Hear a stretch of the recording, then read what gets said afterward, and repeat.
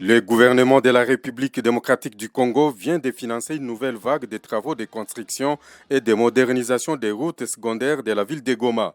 Le go a été donné ce mercredi 5 juillet 2023 sur l'avenue Boulengera au quartier Boudjovu par le gouverneur militaire du Nord Kivu, le lieutenant-général Constant Ndima Kongba. C'était en présence de plusieurs personnalités de marque, dont les membres du comité provincial de sécurité et certains opérateurs économiques. Ces travaux vont consister au pavage de quelques 5,344 km répartis sur différentes avenues des quartiers Boudjovu, Kaembe en commune de Karisimbi et des volcans et Katindo gauche du côté Hôtel Ishango et la Joie Plaza en commune de Goma. Selon le directeur provincial de l'Office des voiries et drainage OVD, Timothée Soumaïli, la prise en charge financière est du Trésor public pour une enveloppe de plus de 2 890 000 dollars américains. Les travaux seront exécutés par l'entreprise Mongabao Construction avec comme maître d'ouvrage délégué l'exécutif provincial du Nord Kivu. Le gouverneur Constant Ndima soutient que ces axes, une fois rénovés, pourront contribuer au désenclavement des avenues de Goma. Le chef de l'État, le président de la République, Félix Antoine Tshisekedi, en proclamant l'état de siège, il nous a dit que l'état de siège rimait aussi avec le développement.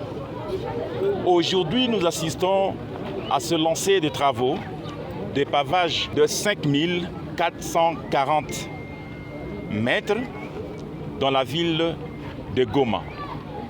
Un don spécial du président de la République à la population de la ville de Goma.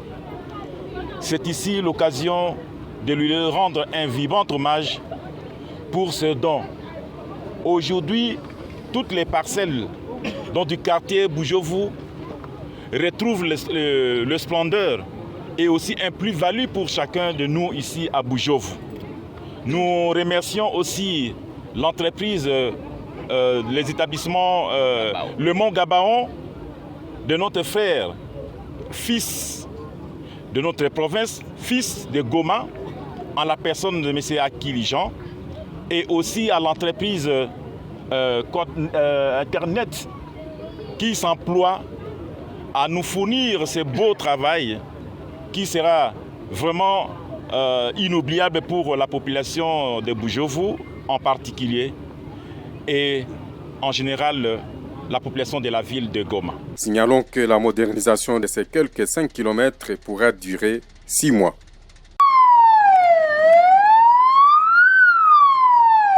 Les forces armées de la République démocratique du Congo, FARDC en sigle, acquièrent 4 ambulances neuves de dernière génération, une donation d'un particulier. Ce véhicule ambulance aux allures d'un hôpital mobile ont été réceptionnés ce 4 juillet 2023 à Goma par le gouverneur de la province du Nord Kivu, son Excellence lieutenant-général Constant Ndima Kongba.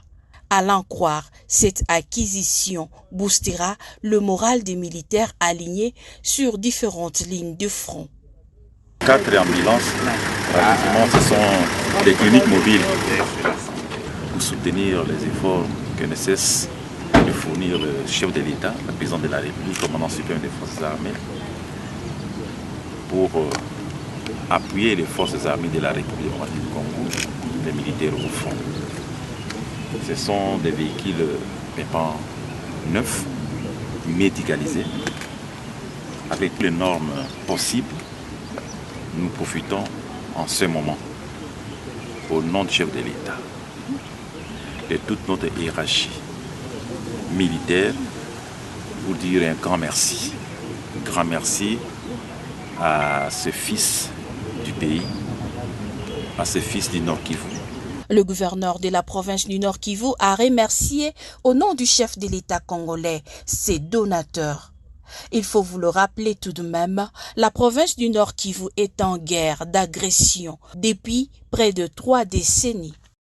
Les participants à cette formation, au total 20 professionnels, sont venus de 4 organisations, dont The Norwich Refugee Council, Alerte International, Search for Common Ground et Justice Please. Au nom du gouverneur militaire de l'Ituri, Maître Étienne Ounega Ege a lancé cette formation tout en promettant l'accompagnement de la province. Et j'ai beaucoup aimé ce que l'expert a dit.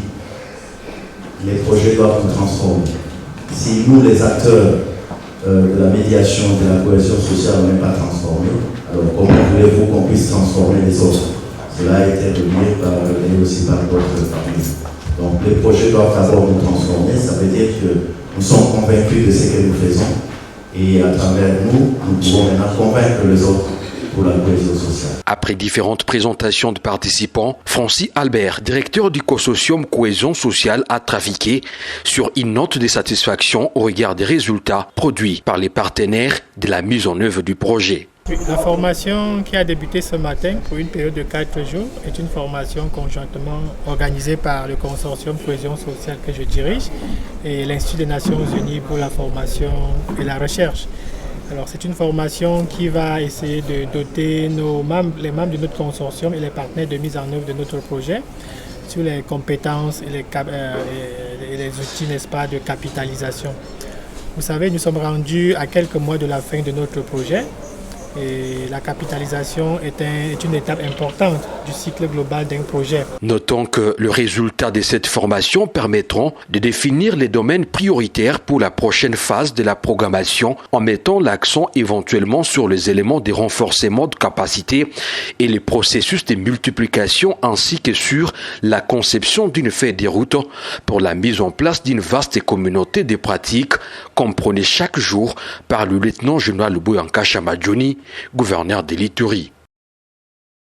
Après la stabilité et la sécurisation de la région de Mungwalu par les forces armées sous l'état de siège, place à présent au développement. La libéralisation de l'exploitation artisanale d'or par la population locale figure parmi l'une des solutions pour lutter contre les groupes armés, estime la jeunesse de Mungwalu devant le gouverneur militaire de l'Ituri à mission d'itinérance le vendredi 30 juin 2023.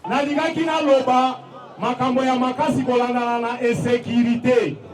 Insécurité ya mbopo na biso tomoni nanu MGM nde aza base ya insécurité principale. Pona nini MGM azosala eloko te akomi lokola nyama na manga bana mboka balia te ye pe alia te tinya manga epola. MGM batiki la biso ba place to timbaka nango oro to puka oro na ndenge ya kimia ya mitungisi te bobengana ka batolelo lobi elostungisa ka biso makasi ngati na bato fe motea mosusu bakotaka na bazamba ezala bato malamu te mais tracasserie ya MGM eleki donc dans la sécurité makasi ya MGM dans la tracasserie makasi ya MGM awa lelo soki bolingi bamanduki ezonga pe kimezonga na ndaku MGM est libéré dans une zone ciblée.